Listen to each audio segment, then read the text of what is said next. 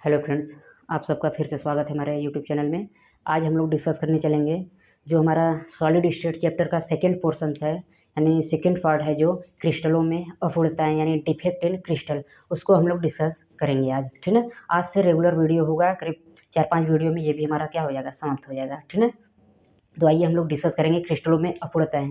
तो देखिए, जब भी किसी क्रिस्टल का फॉर्मेशन होता है, निर्माण होता है, तो उसमें कॉन्स्टिट्यूएंट पार्टिकल क्या होता है, एक नियमित और निश्चित पैटर्न क्या होते हैं, अरेंज होते हैं, व्यवस्थित होते हैं। ठीक, यदि अगर हमारे यही जो कॉन्स्टिट्यूएंट पार्टिकल होते हैं, अवयवी कण, ठीक उसी प्रकार से व्यवस्थित हैं कि जिस प्रकार से होने चाहिए, तब ऐसे क्रिस्टल का जो निर्माण होता है उसे कहते हैं हम लोग आदर्श क्रिस्टल कहते हैं। क्या कहते हैं? आदर्श क्रिस्टल, यानी आइडियल क्रिस्टल कहते हैं। ठीक है, फिर से एक बार, यदि ठोसों में जो अवयवी कण होते हैं वे उसी प्रकार से अरेंज है कि जिस प्रकार से होने चाहिए, तब इस प्रकार से निर्मित क्रिस्टल को क्या कहते हैं हम लोग, आइडियल क्रिस्टल कहते हैं।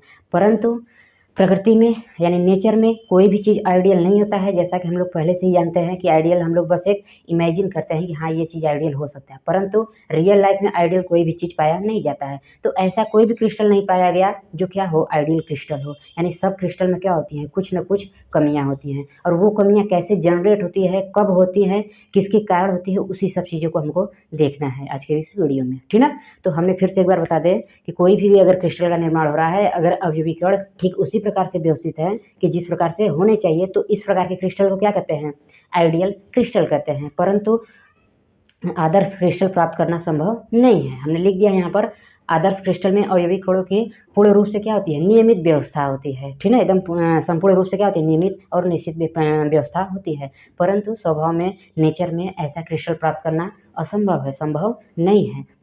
साधारणतः ठोस जो होता है वो अत्यधिक छोटे छोटे क्रिस्टलों का क्या होता है, समूह होता है, और इन्हीं छोटे छोटे क्रिस्टलों में क्या पाया जाता है, दोष पाया जाता है। छोटे छोटे क्रिस्टलों में दोष पाया जाता है, इसीलिए पूरे ठोस में क्या उत्पन्न हो जाता है, दोष हो जाता है, डिफेक्ट हो जाता है। अब ये जो दोष होता है कैसे उत्पन्न होता है, क्रिस्टलों में देखिए क्या होते हैं, क्रिस्टलों में छोटे छोटे कॉन्स्टिट्यूएंट पार्टिकल होंगे। अब ये कॉन्स्टिट्यूएंट पार्टिकल क्या करें, इन्हीं कॉन्स्टिट्यूएंट पार्टिकल के कारण क्या होता है, डिफेक्ट जनरेट होता है, दोष उत्पन्न होता है। अगर ये क्या है, कॉन्स्टिट्यूएंट पार्टिकल अपने स्थान से क्या हो जाए, डिसबैलेंस हो जाए, डिसऑर्डर में हो जाए, डिसमैनर में हो जाए, ठीक है, अपने स्थान को छोड़ करके किसी अन्य स्थान पे चला जाए, हो सकता है कोई अन्य अवयवी कण क्या हो जाए, बाहर से हमारे क्रिस्टल जालक में प्रवेश कर जाए, तो इसके कारण क्या होगा, उसमें डिफेक्ट जनरेट हो जाएगा। उस प्रकार के क्रिस्टल में क्या हो जाएगा, डिफेक्ट उत्पन्न हो जाएगा। जैसे फिर हमने लिख दिया है, क्रिस्टल में दोष अवयवी कणों में अव्यवस्था तथा अपना निश्चित स्थान छोड़ने अथवा अशुद्धि उपस्थिति होने के कारण क्या होती है, जनरेट होती है। कोई भी क्रिस्टल है उसमें जो दोष उत्पन्न होता है, डिफेक्ट, वो किसके कारण होता है, कॉन्स्टिट्यूएंट पार्टिकल के कारण होता है। कॉन्स्टिट्यूएंट पार्टिकल क्या करते हैं, दोष को उत्पन्न करते हैं। वहीं अगर डिसऑर्डर, डिसमैनर में हो जाए तो क्या हो जाएगा, उत्पन्न दोष हो जाता है। एक और तरीका हो सकता है कि बाहर से हमने क्या किया, कुछ अशुद्धियों को क्या कर दिया, किसी क्रिस्टल में मिला दिया, ठीक है, तो उसके कारण भी क्या हो जाएगा, उत्पन्न दोष उत्पन्न हो जाएगा। ठीक है, आइए हम लोग देखते हैं ये दोष कैसे कैसे कितने प्रकार के हो सकती हैं। देखिए, जैसे सपोज करिए हमारा कंस्टिट्यूएंट पार्टिकल ऐसे ऐसे है, ठीक, ऐसे ऐसे जुड़ा है, ठीक।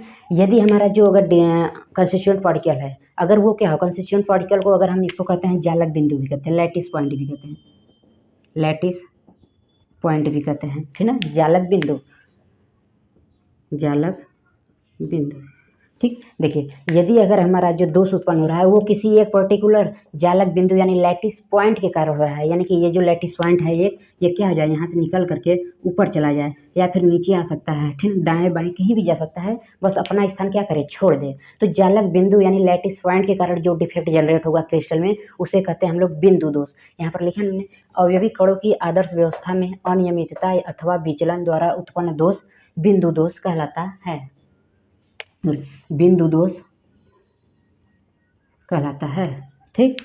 यानी किसी जालक बिंदु के कारण अगर दोष उत्पन्न हो रहा है तो उसे क्या कहते हैं हम लोग, बिंदु दोष कहते हैं, ठीक। अब आइए थोड़ा सा और देखते हैं। ये हमारा पहले एक क्या है, क्रिस्टल जालक है, ठीक है, वन डायमेंशनल है। ये कौन सा है, वन डाई है।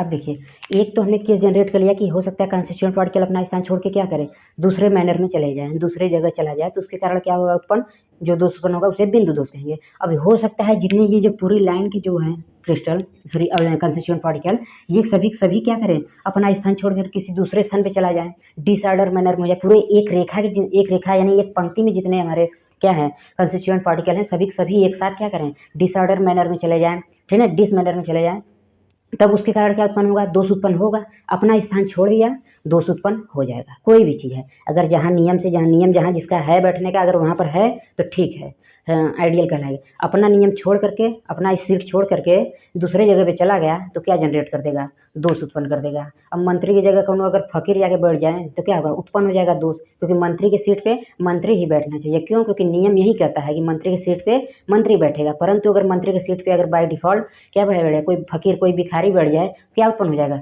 दोष उत्पन्न हो सकता है। ठीक है, वहीं अगर कोई मंत्री आके फुटपाथ पे बैठ जाए, कोई प्रधानमंत्री हमारे क्या करें, आके फुटपाथ पे बैठ जाए तो क्या हो जाएगा, उत्पन्न डिफेक्ट हो जाएगा। क्यों? क्योंकि उनका नियम क्या है, जहाँ पर बैठना है वहाँ पर नहीं बैठे हैं, दूसरे जगह पर आ गए हैं। ठीक है, अपना स्थान छोड़ दिया, डिसऑर्डर में आ गया। ठीक है, तो इसके कारण क्या हो जाएगा, उत्पन्न दोष उत्पन्न हो जाएगा। ठीक, तो यही चीज़ होता है, अगर कोई लेटिस पॉइंट अगर डिसऑर्डर मैनर में चला जा रहा है, उसके कारण जो उत्पन्न होगा दोष, उसे कहेंगे बिंदु दोष। अगर एक पंक्ति के जितने कंस्टिट्यूएंट पार्टिकल है सभी अपना स्थान छोड़ दें, उसके कारण जो उत्पन्न होगा दोष, उसे क्या कहेंगे हम लोग, रेखीय दोष। क्योंकि पूरे रेखा के क्या है, कंस्टिट्यूएंट पार्टिकल अपना स्थान छोड़ दे रहे हैं, डिसऑर्डर में चला। जालक बिंदुओं की पूर्ण पंक्तियों में उत्पन्न दोष हो तो इसे क्या कहते हैं, रेखीय दोष कहते हैं। इसे क्या कहते हैं, रेखीय दोष कहते हैं। चलिए अब हम देखेंगे कि ये दोष होते हैं कितने प्रकार के नहीं हो सकते हैं। ठीक है, चलिए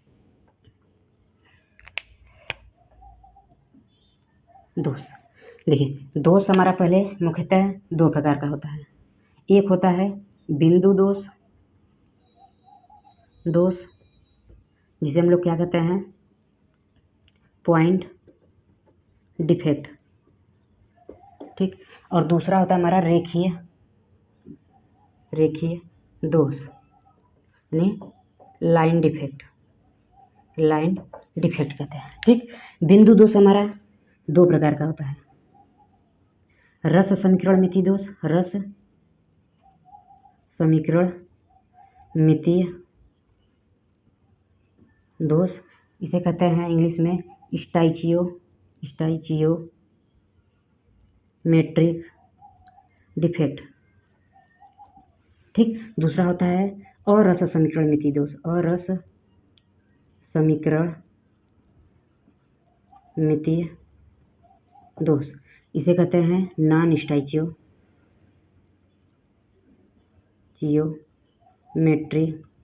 डिफेक्ट। ठीक, रस समीकरण मितीय दोष हमारा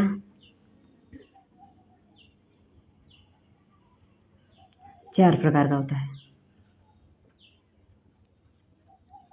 ठीक, पहला होता है रिक्तिका दोष, दूसरा होता है अंतराकाशी दोष, तीसरा होता है शॉटकी दोष, और चौथा होता है फ्रैंकल दोष। ठीक है, इसी प्रकार से हमारा और रस समीकरण मितीय दोष दो प्रकार का होता है। एक तो होता है धातु आधिक्य, और दूसरा होता है धातु न्यूनता दोष। ठीक है, दोष दो प्रकार के, बिंदु दोष, रेखी दोष। ठीक, बिंदु दोष, रेखी दोष। बिंदु दोष हमारे दो टाइप के होते हैं, स्टाइचियोमेट्रिक डिफेक्ट एंड नॉन स्टाइचियोमेट्रिक डिफेक्ट, यानी रस समीकरण मितीय दोष और अरस समीकरण मितीय दोष। रस समीकरण मितीय दोष हमारा further are classified into 4 category, यानी फर्स्ट रिक्तिका दोष, दूसरा अंतराकाशी दोष, और तीसरा शॉटकी, चौथा फ्रैंकल दोष होता है। ठीक, और रस समीकरण मितीय जो दोष होता है वो भी फर्दर क्या होता है, दो भाग में डिवाइड किया गया है, धातु आधिक्य दोष और धातु न्यूनता दोष। अब देखिए थोड़ा सा, धातु आधिक्य भी हमारा क्या होते हैं, दो टाइप के होते हैं। आराम से इसे देखिए, समझ सकते हैं, एकदम समझ के करिए।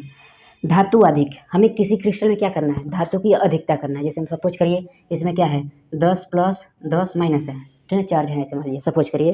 ठीक, धातु अधिक मतलब धातु मतलब क्या होता है, कैटायन। ठीक है, धातु का करेक्टर मतलब कैटायन है, धातु को हम कैटायन से रिलेट कर सकते हैं। तो ऐसा किसी क्रिस्टल में हमें क्या करना है, धातु को बढ़ाना है, यानी धन आयन की संख्या क्या करना है, बढ़ाना है। तो हमारे पास देखिए दो पॉसिबिलिटी है। एक तो हम क्या करें, बाहर से इसमें धन आयन क्या करें, ऐड कर दें। दूसरी पॉसिबिलिटी हो सकती है कि इसमें से ऋण आयन को क्या करें, निकाल दें। दोनों केस में क्या हो जाएगा, धन आयन अधिक। जैसे एक बाहर से ऐड करेंगे तो यहाँ पर 11 प्लस आ जाएगा, 11 धन आ जाएगा ना। ठीक, धन आयन अधिक हो गया। तो पहला इसका कैटेगरी होता है धन आयन आधिक्य। धन आयन आधिक्य दोष। दूसरा होता है अगर इसमें से निगेटिव चार्ज को निकाल भी देंगे तो भी क्या हो जाएगा, हमारा धन आयन क्रिस्टल में अधिक हो जाएगा। तो दूसरा होता है ऋण आयन आधिक्य, ऋण आयन न्यूनता, ऋण आयन को कम करना है, ऋण आयन न्यूनता। ठीक, उसी प्रकार से धातु न्यूनता भी दो प्रकार के होते हैं। किसी क्रिस्टल में धातु को कम करना है यानी कैटायन को कम करना है तो क्या कर सकते हैं, कैटायन को उसमें से निकाल दीजिए या फिर बाहर से ऋण आयन क्या कर दीजिए, ऐड कर दीजिए। तो ऋण पहले कैटायन को क्या करना है, कम कर दे, तो धातु क्या हो जाएगा, न्यून हो जाएगा। तो धातु न्यूनता, न्यूनता। और दूसरा कैटेगरी हमारा क्या हो जाएगा, सॉरी धातु नहीं, धन आयन न्यूनता, धन आयन न्यूनता। और दूसरा क्या हो सकता है, ऋण आयन आधिक्य, अधिक। ये होती है क्लासिफिकेशन। ठीक ना, रेखीय दोष जितने भी होते हैं उसको हम बाद में देखेंगे, पहले ये चीज़ें हो गया। ठीक, अब हम लोग शुरू करेंगे रिक्तिका दोष क्या होते हैं। ठीक ना, रिक्तिका दोष देखेंगे और अंतराकाशी दोष देखेंगे, उसके बाद